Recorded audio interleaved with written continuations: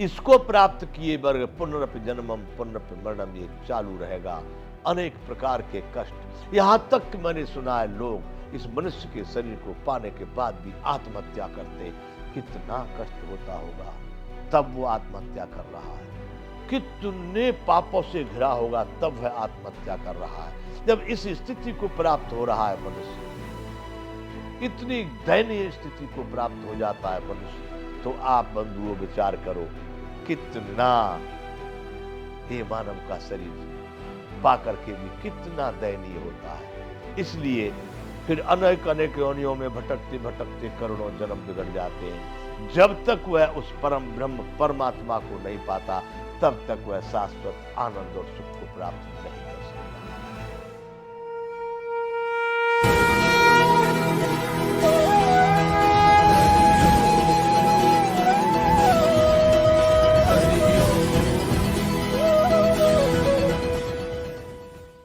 जय विश्वबंधु, संपूर्ण गीता ज्ञान। ब्रह्मा आदि शब्द कहा गया है, ब्रह्मा आदि यानी ब्रह्मा आदि में विष्णु और शिव ये सब आ गए। यहां कहना चाह रहे हैं भगवान के ब्रह्मा आदि का स्वामी होने से महेश्वर है, यानी ब्रह्मा विष्णु महेश का भी स्वामी है, वह परम ब्रह्म परमात्मा। इसलिए महा ईश्वर की उसको उपाधि दी गई है। आगे कह रहे हैं कि शुद्ध सच्चिदानंद घन होने से परमात्मा ऐसा कहा गया है, शुद्ध अति पवित्र सत्य चित्त आनंद स्वरूप सदैव आनंदित है। संपूर्ण सृष्टि में बड़ी से बड़ी घटना यानी संपूर्ण सृष्टि का लय और प्रलय होने पर भी वह दुखी या चिंतित या भयभीत या उद्विग्न नहीं होता। और संपूर्ण सृष्टि में बहुत लीला लहर आनंद के साथ में संचालन होने पर उसको कोई इस प्राय अहंकार नहीं होता, क्योंकि वह परम चिन्मय परम चिद अणु मतलब सूक्ष्म, जहां अपनी बुद्धि मन कोई काम नहीं करता। नेति नेति नेति शेष तम यत पर पदम, न इति ऐसा नहीं है, न इति ऐसा नहीं है, नेति ऐसा भी नहीं है। कहते कहते वेदों ने भी कह दिया, उसके बाद में भी कुछ शेष रह जाता है।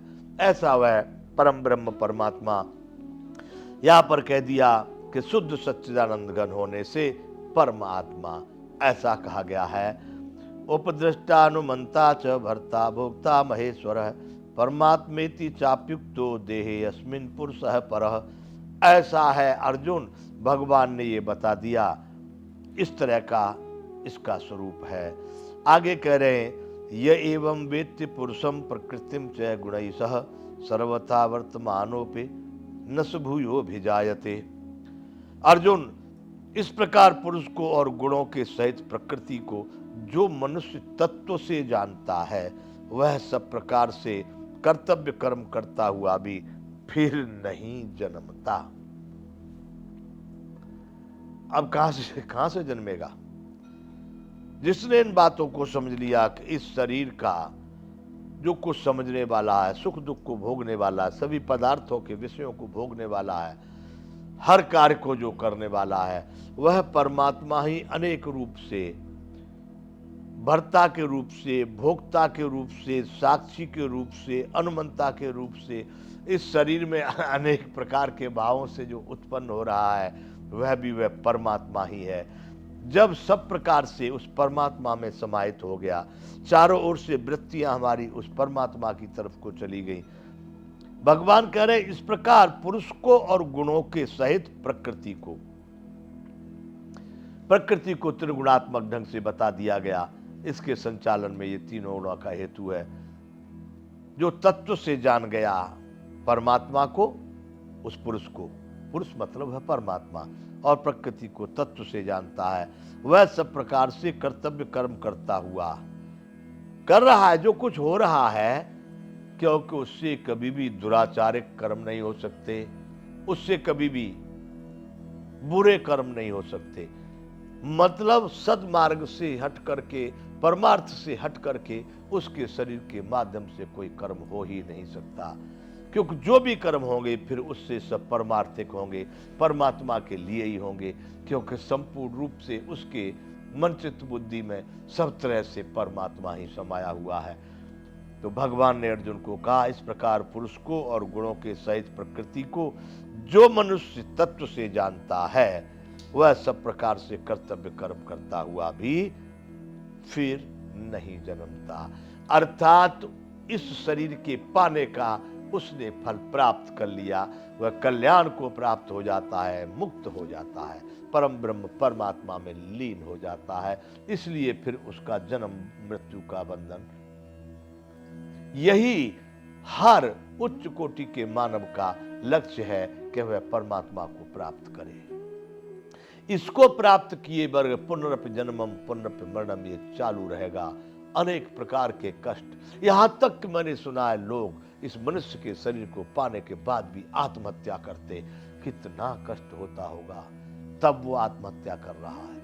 कितने पापों से घिरा होगा, तब वह आत्महत्या कर रहा है। जब इस स्थिति को प्राप्त हो रहा है मनुष्य, इतनी दयनीय स्थिति को प्राप्त हो जाता है मनुष्य, तो आप बंधुओं विचार करो कितना ये मानव का शरीर पाकर के भी कितना दयनीय होता है। इसलिए फिर अनेक अनेक योनियों में भटकते भटकते करोड़ों जन्म बिगड़ जाते हैं। जब तक वह उस परम ब्रह्म परमात्मा को नहीं पाता, तब तक वह शाश्वत आनंद और सुख को प्राप्त नहीं कर सकता। इसलिए बंधुओं, भगवान ने कहा है कि पुरुष को और गुणों के सहित प्रकृति को जो मनुष्य तत्व से जानता है वह सब प्रकार से कर्तव्य कर्म करता हुआ भी फिर नहीं जन्मता। ध्यानेनात्मन पश्यन्ति केचिदात्मनात्मना, अन्ये सांख्येन योगेन कर्म योगेन चापरे। अब भगवान ने कहा, अर्जुन उस परमात्मा को कितने ही मनुष्य तो शुद्ध हुई सूक्ष्म बुद्धि से ध्यान के द्वारा हृदय में देखते हैं।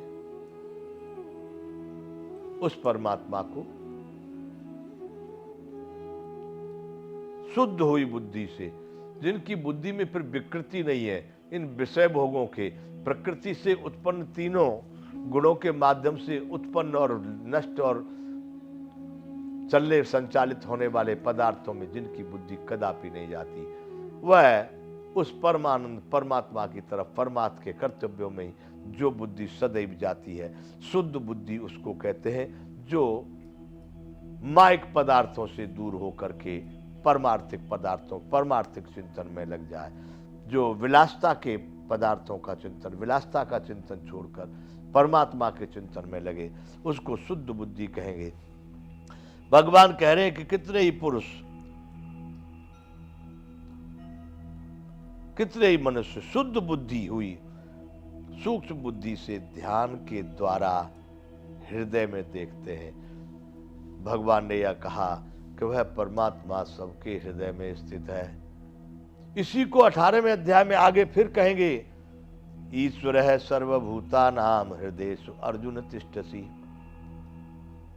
ईश्वर है सर्वभूतानाम हृदयेषु अर्जुन तिष्ठति, भ्रामयन् सर्वभूतानि तारुणानि मायया। हे अर्जुन, वह ईश्वर सभी भूतों के हृदय अर्जुन तिष्ठति, हृदय में जरूर बैठा हुआ है, वहां जरूर निवास करता है। अभी थोड़ी देर पहले भगवान ने कहा कि अर्जुन वह सबके हृदय में स्थित है।